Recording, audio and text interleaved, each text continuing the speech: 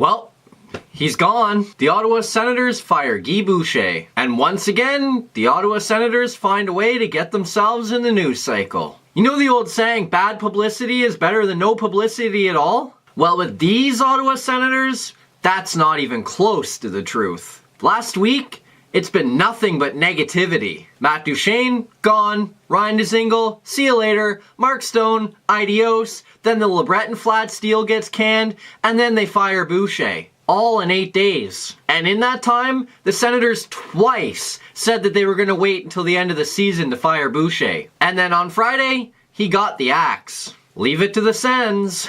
So, Boucher gets fired. My first reaction? Honestly, I was surprised. Like I said, twice this week, Pierre Dorion said that he was going to wait until the end of the season to fire Boucher. Then all of a sudden on Friday, after they lost to Edmonton, they decided that that time had come. But at the same time I was surprised, I was also kind of like, oh yeah, okay, I could see that. The timing was strange, but the decision itself was very understandable. I mean, the writing had basically been on the wall since the end of last season. Boucher barely made it back this season, and really didn't stand much chance of making it back again next season.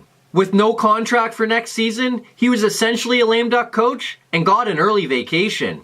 And honestly for him, given the fact that nobody's going to blame him for the way things went down in Ottawa, it's probably a good thing that he gets to leave early. This doesn't make Boucher look bad at all, but it makes the Sens look terrible. As for the why, let's be honest, Boucher kind of deserved it. Coming into this season, one of his mandates was to play the kids and let the development speak for itself. Tkachuk and White have been given prominent roles for most of the season, and Chabot has been given a ton of ice time all season. But lately, a lot of the kids have gone forgotten. Rudolph Balcers was a healthy scratch in back-to-back games. Christian Wolanin was also healthy scratched. Logan Brown and Drake Batherson were both brought up by the Sens, and both played like 11 minutes. So he was heavily warned coming into this season that it would be very important that he play the young guys. And lately he just wasn't doing that. He was also brought in for his defensive system, which was absolutely atrocious this season. Ottawa's defense was bad from game one. They gave up way too many shots, way too many scoring chances, they couldn't box out in front of the net, and sometimes they didn't even cover the front of the net at all. They gave up wide open looks in front, and backdoor goals, and tip-ins, and screens, and rebounds. Didn't matter, you could just get whatever goal you wanted against the Sens so far this season. Teams could fly through the neutral zone with speed, and that was supposed to be Ottawa's biggest strength. There were a lot of things that were going very poorly, and recently, they hadn't been improving. So there were a lot of reasons why the Sens would look to get rid of him, and unfortunately that happened. But at the same time, you have to give Boucher some credit. Prior to the trade deadline, Mark Stone, Matt Duchene, and Ryan Dzingel were all on pace for career years. And while a lot of that credit has to go to the players, some of that credit also has to go to the coaching staff for putting them in the positions to succeed.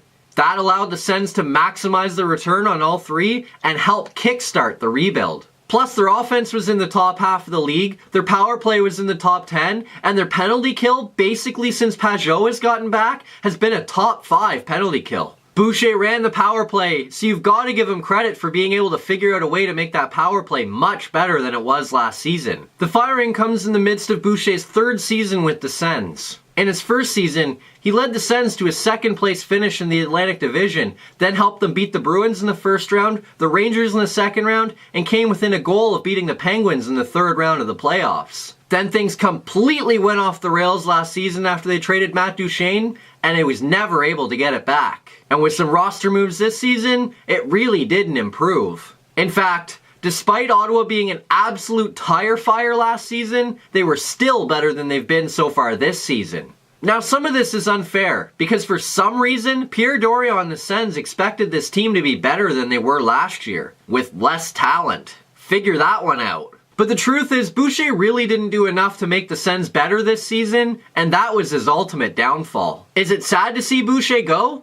Of course, because he did lead the Sens to within a goal of the Cup final. But recently, I have to admit, he's been really frustrating me, and from that standpoint, I'm not entirely sad to see him go. Personally, I feel bad for him because he seemed like a really nice guy, but at the same time, I'm kind of happy for him because it means he gets out of there earlier. With Boucher gone, Marc Crawford was named interim coach of the Sens, and he becomes the 8th Sens head coach in 12 years. The Senators used to be a graveyard for goalies, now they're a graveyard for coaches. But let's be honest, a large reason why Ottawa has been such a graveyard for coaches recently is because of their unwillingness to actually spend money. Since Eugene Melnyk bought the Sens in 2003, there have been 10 head coaches, including Brian Murray twice, and 6 of them were internal hires. Basically either being promoted from the AHL or from the assistant's job. Since 2003, the Senators have had Jacques Martin, Brian Murray, John Paddock, Brian Murray, Craig Hartsburg, Corey Clouston, Paul McLean, Dave Cameron, Guy Boucher, and now Marc Crawford. Of those guys,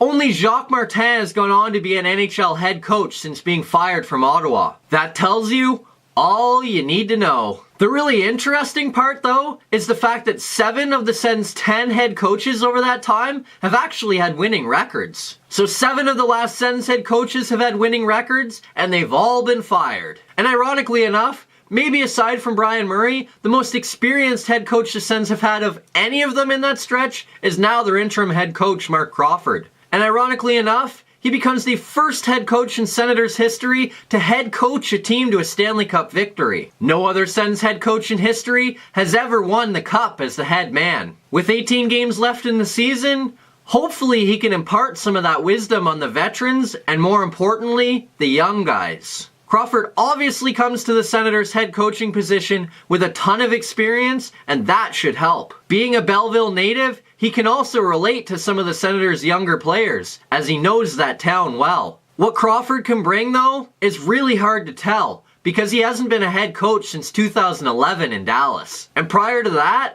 the last time Crawford coached a team to a playoff spot was 2004 in Vancouver. How he's able to couple the experience with a lack of success recently will be interesting to tell, but his key, much like it was with Boucher, will be to play the young guys. Good luck to Boucher. I truly hope he finds another job, and I hope he finds something that makes him happy. As for the Sens, where do they go from here? Well, Crawford's going to finish out the season, then they're going to need to find another head coach. Pierre Dorion did announce that Crawford would be a candidate, but whether he gets the final job, I guess we'll have to wait and see. Who could be other candidates? Well, maybe former Sens coach Jacques Martin? You would think that the Sens would want to try to get Joel Quenneville, but I'm not sure they'll be able to afford him. Alain Vigneault could be very much in the same boat. Maybe they bring in a guy like Sheldon Keefe. He's got some experience in the area, having coached and owned the Pembroke Lumber Kings. But if he's going to take the job, he's going to get promoted to the job, but take a pay cut. Not sure how that's going to go over. Maybe the Sens take a look at a guy like Mike Yeo, who apparently had a very good interview with the Sens the last time around. Dave Haxtell's looking for a job. He didn't do a great job in Philadelphia, but he coached a lot of young players and probably comes cheap, so you gotta think he'd be a candidate. Troy Mann's coaching a lot of the Sens' younger guys in Belleville right now, so you gotta think he'd be a candidate as well. Maybe Todd McClellan gets a chance. He had some success in San Jose, but couldn't duplicate that in Edmonton, aside from one season, where things were a complete mess. But the Oilers franchise, much like the Sens, is a complete mess, so you can't exactly blame him. But if he can't coach the Oilers when they're a mess, would he be able to coach the Sens when they're a mess? And the guy I would have put at the top of the Sens list is a guy they should have hired the last time. Claude Julien. Unfortunately, he's definitely not going to be available as he's coaching the heck out of the Canadiens right now and has them in a playoff spot. Who they get though? I'll give you 3 names I'd like to see them go after. All 3 are guys I've mentioned. All 3 are probably very unlikely for varying reasons, but I'll get into all 3 anyway. Obviously, the most unlikely on this list of 3 for me will be Joel Quenneville. The Sens will never afford him, and honestly, I'm not exactly sure if he's the right fit for the kind of team the Sens have, but he's an incredible coach. And easily the best one on the market, and sometimes that's what you need. The best coach. The second name on that list, and another guy I kind of wanted to see them go after the last time around, is former Sens head coach Jacques Martin. When Martin was fired from the Sens the last time, it was kind of like, well, on the one hand, he hasn't had a lot of playoff success, so we need to get over the hump, but it's not like he hasn't been a great coach. So it's not like you could say, well, bringing him back would be a terrible idea. At this point, I'd like to see him coach the Sens back to the way they were, even if that means not a lot of playoff success. Right now, a bunch of playoff appearances would be better than what we've had. He's also been in the league a long time and has spent a lot of time recently developing the younger players in Pittsburgh.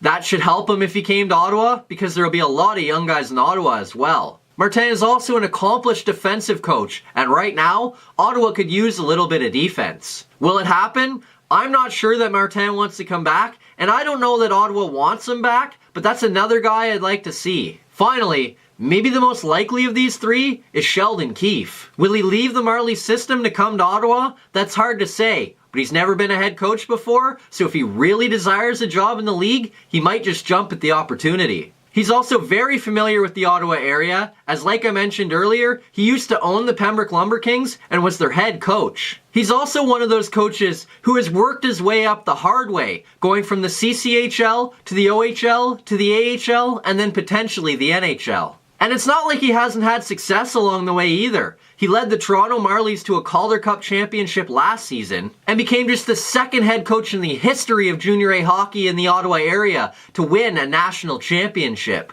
Keefe led the Lumber Kings to the 2011 Royal Bank Cup, becoming the first team to win the title since the 1976 Rockland Nationals, who were coached by Brian Murray. He's got a track record of success. He's from the area. It might not be a bad fit. But like I mentioned, he's got a pretty good job in Toronto right now. He's probably getting paid pretty well, so he would have to take a pay cut to take the job and would have to move from the Marlies organization to the Senators organization. From what appears to be money and structure to this. I'm not sure if he's willing to do that. And frankly, I'm not sure I'd be willing to do that. Regardless, the Sens need a coach at the end of the season, so they're gonna have to find somebody. Leave a comment down below and let me know two things. One, who you'd like the Sens to hire, and two, who you think the Sens will hire. Because if you're anything like me, who you think they will hire and who you would like them to hire are two totally different things. And remember, Boucher was allegedly the lowest paid coach in the league, so you can expect money will be a factor.